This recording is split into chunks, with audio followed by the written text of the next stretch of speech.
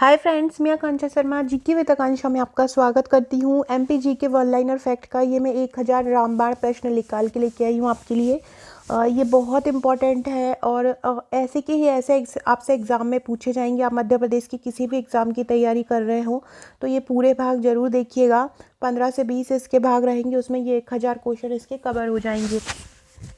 आज भी मैं जो क्वेश्चन लेके आई हूँ पहले भाग में, वो बहुत इंपॉर्टेंट है। अगर वीडियो अच्छा लगता है तो चैनल को सब्सक्राइब, लाइक, शेयर जरूर कीजिएगा।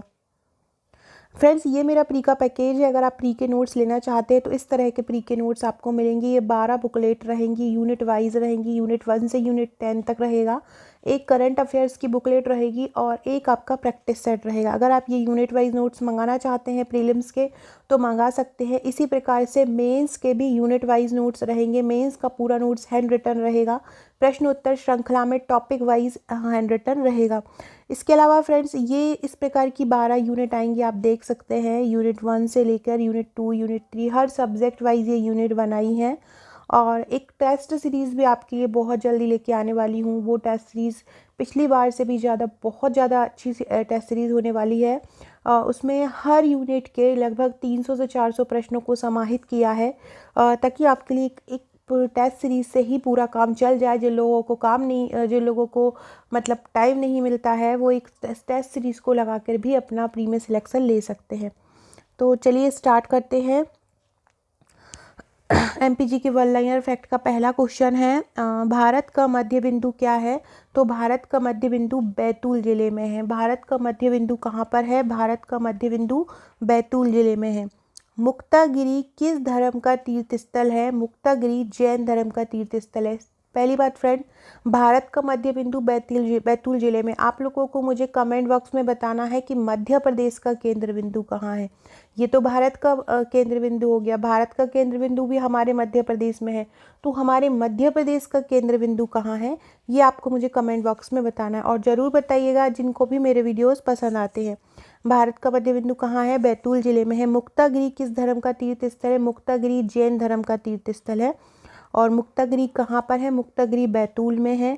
मुक्तागिरी में कितने मंदिर हैं? मुक्तागिरी में 56 मंदिर है। ये ध्यान रखिएगा, मुक्तागिरी बैतूल में है।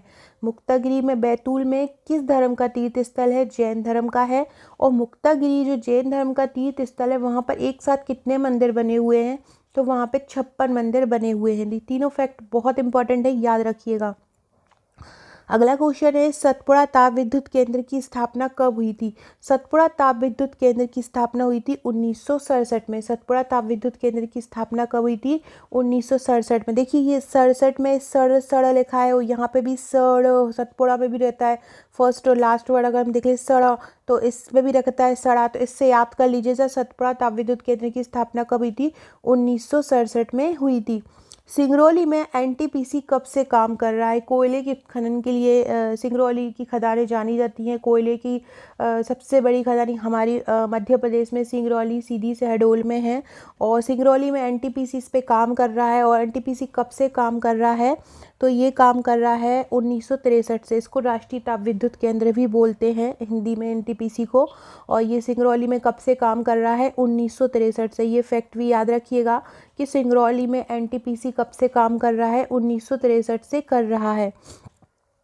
वेरी वेरी इंपॉर्टेंट क्वेश्चन छठवा, विकलांग विश्वविद्यालय कहाँ पर है? विकलांग विश्वविद्यालय कहाँ पर है? चित्रकूट में है। विकलांग विश्वविद्यालय कहाँ पर है? चित्रकूट में। इसको भी आप एक ट्रिक से याद कर लेते। जो विकलांग होते हैं और जो सुन नहीं पाते हैं, तो उनको चित्र के द्वारा समझाया जाता है विश्वविद्यालय में। तो आपको ऐसे याद रख लेना है, विकलांग विश्वविद्यालय कहाँ पर है? चित्रकूट में है। अगला क्वेश्चन है, बांधवगढ़ का किला किन राजाओं द्वारा बनाया गया था? बांधवगढ़ का किला बघेलखंड के राजाओं द्वारा बनाया गया था। बांधवगढ़ का किला किन राजाओं द्वारा बनाया गया? बांधवगढ़ के राजाओं द्वारा बनाया गया था। चित्रकूट में महात्मा गांधी ग्रामोदय विश्वविद्यालय के संस्थापक कौन थे? तो चित्रकूट में जो महात्मा गांधी ग्रामोदय विश्वविद्यालय, सबसे पहले ये ध्यान रखिएगा, महात्मा गांधी ग्रामोदय विश्वविद्यालय कहाँ पर है? तो महात्मा गांधी, एक सेकेंड फ्रेंड,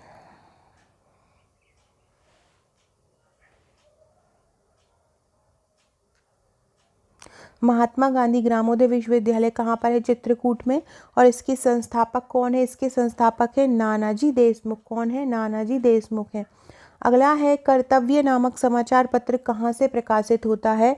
तो कर्तव्य नामक समाचार पत्र होता है दमोह से प्रकाशित। कर्तव्य नामक समाचार पत्र कहाँ से प्रकाशित होता है? तो कर्तव्य नामक समाचार पत्र कहाँ से प्रकाशित होता है? दमोह से प्रकाशित होता है कर्तव्य नामक समाचार पत्र। अगला क्वेश्चन है बातीगढ़ का किला कहाँ पर है? बातीगढ़ का किला दमोह में है। कर्तव्य नामक समाचार पत्र कहाँ से प्रकाशित होता है? दमोह से। बातीगढ़ का किला कहाँ है? दमोह में है। याद रखिएगा बातीगढ़ मध्य प्रदेश कला संस्कृति प्री का अगर देखा जाए तो यूनिट फर्स्ट में ये क्वेश्चन आ सकता है। इसके बाद व्यापम के भी बहुत सारे एग्जाम में ये क्वेश्चन पूछा गया है। बातीगढ़ का किला कहाँ है? दमोह में है। बातीगढ़ का किला किस प्रकार की कला का उदाहरण है? बातीगढ़ का किला पार्शियन कला का उदाहरण है। कौन सी? पार्शियन कला का उदाहरण है बातीगढ़ का किला। मध्य प्रदेश में सर्वाधिक वन आवरण वाले जिले कौन से हैं? तो मध्य प्रदेश में सर्वाधिक वन आवरण है बालाघाट, छिंदवाड़ा और सीधी के। मध्य प्रदेश में सर्वाधिक वन आवरण वाले आपसे 3 जिले पूछे हैं, मेंस में भी ये क्वेश्चन पूछ सकते हैं। तो कौन कौन से हैं? बालाघाट, छिंदवाड़ा और सीधी। अगला क्वेश्चन है मंगलगिरी जैन तीर्थ स्थल कहाँ पर है? तो मंगलगिरी एक जैन तीर्थ स्थल है और ये सागर में है। मंगलगिरी जैन तीर्थ स्थल कहाँ पर है? मंगलगिरी जैन तीर्थ स्थल सागर में है। याद रखिएगा मंगलगिरी जैन तीर्थ स्थल कहाँ पर है? सागर में है। गड़ाकोटा का किला कहाँ पर है? गड़ाकोटा का किला राहतगढ़ में है जो सागर में ही आता है। तो गड़ाकोटा का किला कहाँ पर है? राहतगढ़ में है। कहाँ पे है गड़ाकोटा का किला? राहतगढ़ में है। मंगलगिरी जैन तीर्थ स्थल कहाँ है? सागर में है। गड़ाकोटा के किले में किसने अपनी मीनार बनाई है? मीनार बनाई है तो गड़ाकोटा के किले में राजा मर्दन सिंह ने बनाई है। किसने बनाई है? राजा मर्दन सिंह ने अपनी मीनार बनाई है गड़ाकोटा के किले में। गड़ाकोटा का किला है कहाँ पे? गड़ाकोटा का किला राहतगढ़ में है। गड़ाकोटा के किले में किसने अपनी मीनार बनवाई है? राजा मर्दन सिंह ने। भारत का पहला इंक्यूबेशन सेंटर कहाँ बनेगा? भोपाल में बन रहा है। कहाँ पे? भोपाल में। भारत का पहला वीर भारत मंदिर कहाँ बनेगा? तो भारत का पहला वीर भारत मंदिर बनेगा भोपाल में। कहाँ बन रहा है? भोपाल में वीर भारत मंदिर। मध्य प्रदेश की सबसे बड़ी स्टेट लाइब्रेरी कहाँ पर है? तो मध्य प्रदेश की सबसे बड़ी स्टेट लाइब्रेरी कहाँ पर है? भोपाल में। देश का दूसरा प्लाज्मा बैंक कहाँ है? अगर हम देश का पहला प्लाज्मा बैंक देखें तो वो है दिल्ली में और दूसरा प्लाज्मा बैंक देखें तो वो है इंदौर में। याद रखिएगा देश का दूसरा प्लाज्मा बैंक कहाँ पर है? तो देश का दूसरा प्लाज्मा बैंक इंदौर में है और देश का पहला प्लाज्मा बैंक आपसे पूछे तो वो कहाँ पर है? वो दिल्ली में है। भारत का पहला ई कचरा क्लिनिक कहाँ पे बन रहा है? ई कचरा क्लिनिक कहाँ पे बन रहा है? भोपाल में बन रहा है। भारत का पहला ई कचरा क्लिनिक कहाँ पे बन रहा है? भारत का पहला ई कचरा क्लिनिक भोपाल में बन रहा है। कहाँ बन रहा है? भोपाल में बन रहा है। संविधान की प्रस्तावना का पाठ अनिवार्य करने वाला भारत का दूसरा राज्य कौन बन गया है? तो संविधान की प्रस्तावना को सिलेबस में पाठ अनिवार्य कर दिया है। ऐसा करने वाला हमारा मध्य प्रदेश दूसरा राज्य बन गया है और पहला महाराष्ट्र था। खिलाड़ियों का बीमा कराने वाला देश का प्रथम राज्य कौन सा बन गया है? खिलाड़ियों का बीमा कराने वाला देश का प्रथम राज्य बन गया है मध्य प्रदेश। कौन सा? मध्य प्रदेश। भारत की पहली चाइल्ड फ्रेंडली कोर्ट कहाँ पे बनी है? उज्जैन में। भारत की पहली चाइल्ड फ्रेंडली कोर्ट कहाँ पे बनी है?